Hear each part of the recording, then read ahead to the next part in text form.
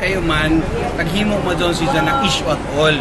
When in fact, it supposedly dili dyan siya concern, to be honest ha. Kay hibay naman sila sa una pa, before pa nandiyan na notice na ato na dyan i-utilize and the whole second floor. Jaon and Comelec, jaon and DSWD, jaon dihan DAR, jaon dihan NBI. Ang Comelec, tagplaster nato ato sila sa ubos, okay sila. And DAR, tagplaster nato, kay nagrent, naghuyat ra sila ng ila renovation sa ila building, okay sad sila. Ang DSWD, tagplaster nato sa City Hall, okay sila. Ang NBI, ato zone sila, tag-offer sa Barangayanong Center para ato sila mo transfer dito. Kita paan mag-renovate ng opisina para sa ila.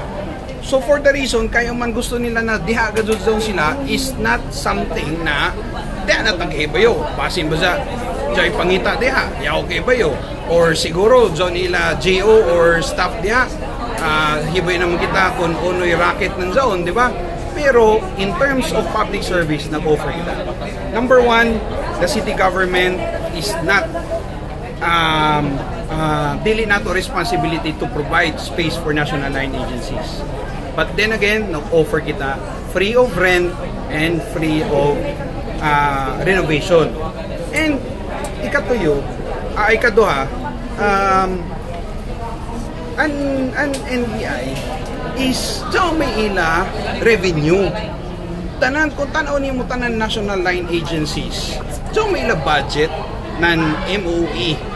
Ang GSIS, uman nag-grant man sa gawas. Uman ang SSS, nag-grant man sa gawas. Uman ang iba national agencies, nag-grant man sa gawas. Nag-offer kita sila, for some reason, yan na ako makahibayo doon.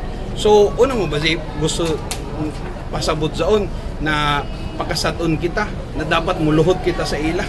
So, dili sa siguro kung fair na lang on nila na nawaya ang NBI tungod sa ato because waya kita magkuyang sa ila.